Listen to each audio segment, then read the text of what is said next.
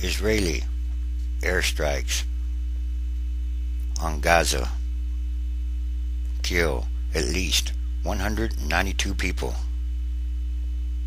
Israeli warplanes retaliating for rocket fire from the Gaza-Strip bombed dozens of security compounds across the Hamas-ruled territory. An unprecedented waves of airstrikes Saturday, killing at least 192 people and wounding more than 270 in the single bloodiest day of fighting in recent history. Supposedly, the vast majority of those killed were security men, but civilians were also among the dead. Hamas said all of its security installations were hit and responded with several medium-range Grad rockets at Israel, reaching deeper than in the past. One Israeli was killed and at least 4 people were wounded in the rocket attacks. And with so many wounded, the Palestinian death toll was likely to rise even higher. The operation will last as long as necessary, declared the Israeli defense minister, though it was not clear if it would be coupled with a ground offensive, and asked if Hamas political leaders might be targeted next. The Israelis said any Hamas target is a target. The airstrikes caused widespread panic and confusion in Gaza as thick black clouds of smoke rose above the territory ruled by Hamas for the past 18 months. Some of the Israeli missiles and bombs struck in densely populated areas as children were leaving school, and women rushed into the streets frantically looking for their children. Most of those killed, so far, were security men, but civilians were also among the dead.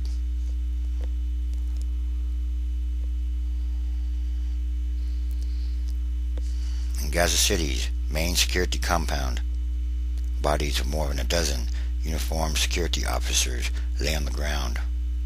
One survivor raised his index finger in a show of Muslim faith, uttering a prayer. A Gaza police chief was among those killed. One man, his face bloodied, sat dazed on the ground as a fire raged nearby, out of control. And later, some of the dead, rolled in blankets, were laid out on the floor of Gaza's main hospital for identification. A Hamas police spokesman said approximately 140 Hamas security forces were killed, to the last drop of blood. Defiant Hamas leaders threatened revenge, more killings, including suicide attacks. Hamas will continue the resistance until the last drop of blood. Israel told its civilians near Gaza to take cover as militants began retaliating with rockets. Egypt summoned the Israeli ambassador to express condemnation and opened its border with Gaza to allow ambulances to drive out some of the wounded. Protests erupted in the Abbas-ruled West Bank and across the Arab world. All this is creating more anger and more hatred, which will in turn will create more death. Several hundred angry Jordanians protested outside a UN complex in the capital Amman. They said, "Hamas, go ahead. You are the cannon. We are the bullets," they cried, some waving the signature green Hamas banners. In Beirut, Dozens of youths hit the streets and set fire to tires. In Syria, outside Damascus, dozens and dozens of Palestinians protested the attack as well, promising to continue fighting Israel. Israeli leaders approved military action against Gaza earlier in the week. In the past, limited ground incursions and airstrikes have not halted rocket attacks from Gaza. But with at least 200 mortars and rockets raining down on Israel since the truce expired a week ago, and at least 3,000 since the beginning of the year, according to the military's count, pressure has been mounting in Israel for the military to do something. Earlier this month, Israeli security officials told the government that militants possess rockets with ranges capable of reaching further from Gaza than ever before, including the cities of Beersheba and Ashdod. Gaza militants fired several rockets Saturday, including one that struck a new target. A missile hit on the town of Netivot and killed an Israeli man and wounded 4 people, rescue services said. In Ashkelon, TV cameras show people huddled against a wall as a rocket alert sounded. Barak, the Israeli defense minister, said that the coming period won't be easy and won't be short for the communities in the south of Israel. Israel declared a state of emergency in Israeli communities within a 12-mile range of Gaza, putting the area on a war footing. The first round of airstrikes came just before noon, and several more waves followed. Hospitals crowded with people, civilians rushing in, wounded people in cars, vans, and ambulances.